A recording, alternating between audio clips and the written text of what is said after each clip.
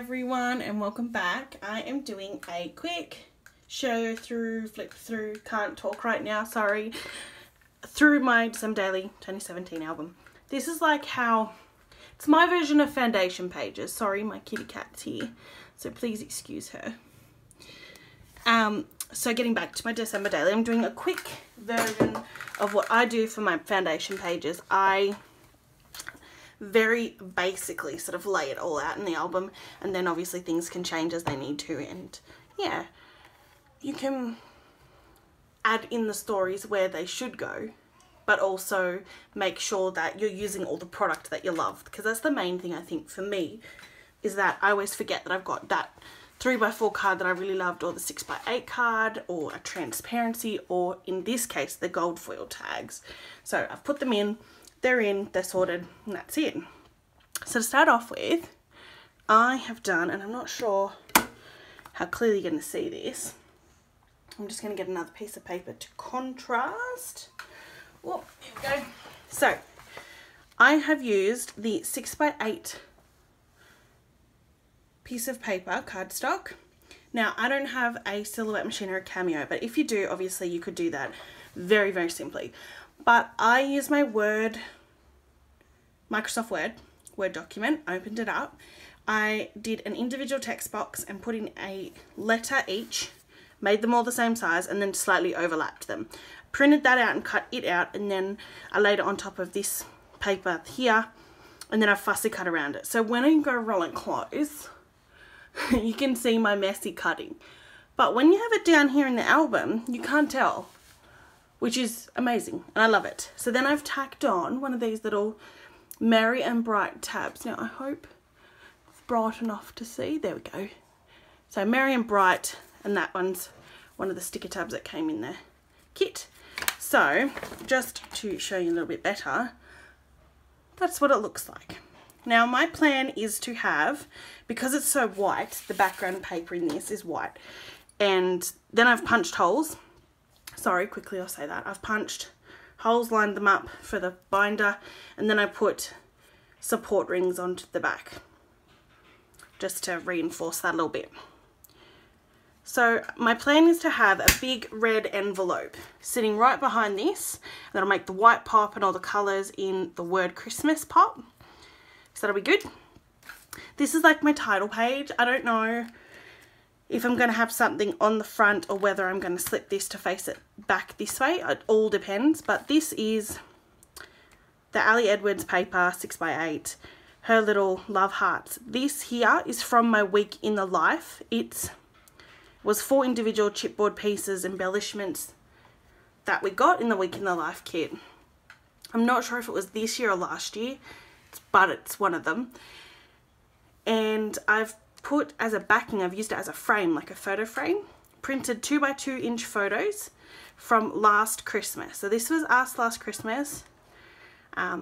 We always have something to do with our New South Wales Rural Fire Service, but for those of you who aren't in Australia, it is a volunteer firefighting organisation here in Australia.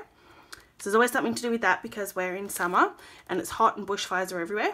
My wrapping paper and our Santa photo we went to the shops to get, and because my eldest son in this photo didn't like being by himself with Santa, we were all in it as a family, which was nice. And then I've just simply used my typewriter on normal paper, and just, it's a little bit lopsided, I don't care, it's in the page protector and it's all done. I really like the overall simplicity of the layout, and it's like a scrapbook layout, which is what I do all the time, so that's me, which is what I like. So then left that blank. I usually have my tree somewhere in the first couple of pages because I'm so excited to set up my Christmas tree every year. So I've put in the, I'll get this orange piece of paper again, the transparency that says twinkle twinkle twinkle, and I've got my tree card that came in the kit as well. And so I'm just anticipating my Christmas tree being in the early pages. And then I've popped another backing card on the back, Peace and Joy. So these cards, because I really liked a few of them, like the tree one, I thought I'd put them all in somewhere. Whether I use them in that exact spot doesn't matter. For me, it's just reminding me to use them. It's the Peace and Joy. And this one was funny. I saw this idea from a few people when we all print out our Christmas movies and we all print out the trailer advertising photo.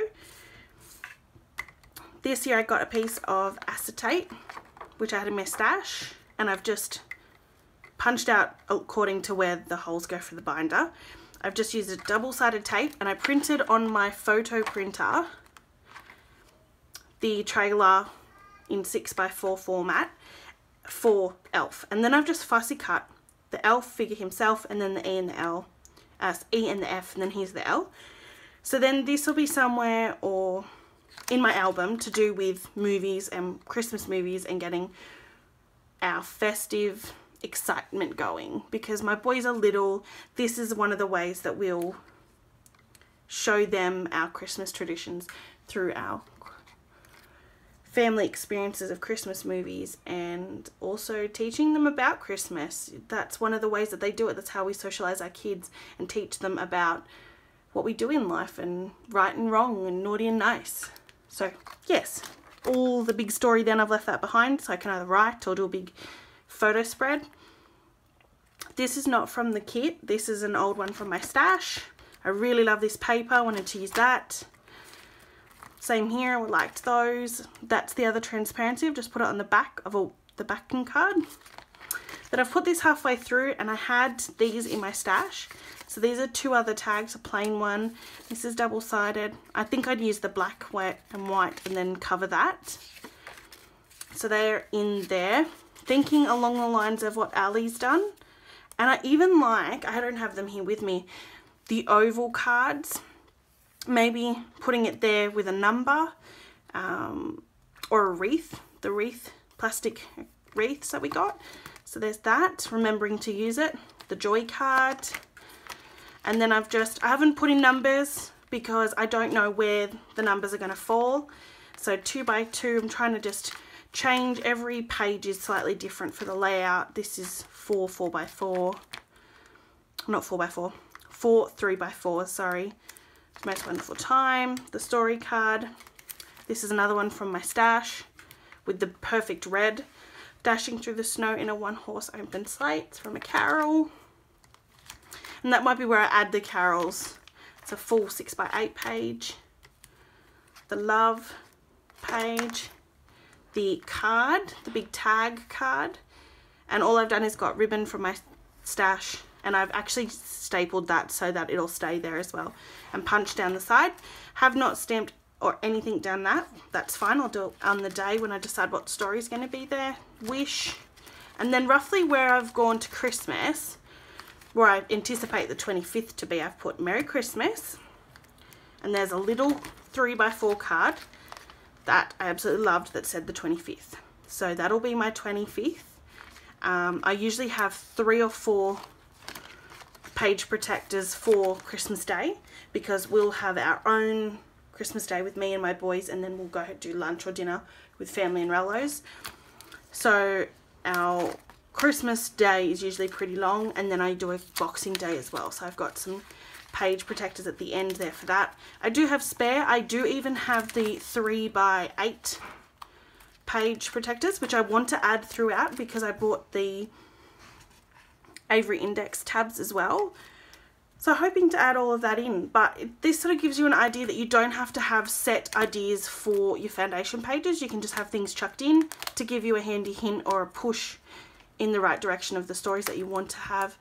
A lot of people this year I've seen have been adding stories preemptively, so they know they want to add a story about their movies, so they're printing out all their movies now and putting it in and journaling about it now.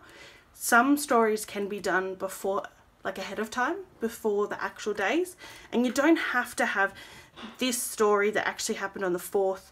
On the 4th, you can have it on the 5th or the 6th if you fall short of a story. If you've got 3 or 4 things happening on one day but no stories happening for the next 2 or 3, you can just spread the stories out on each day. You won't know. By the time next year comes, you'll have forgotten.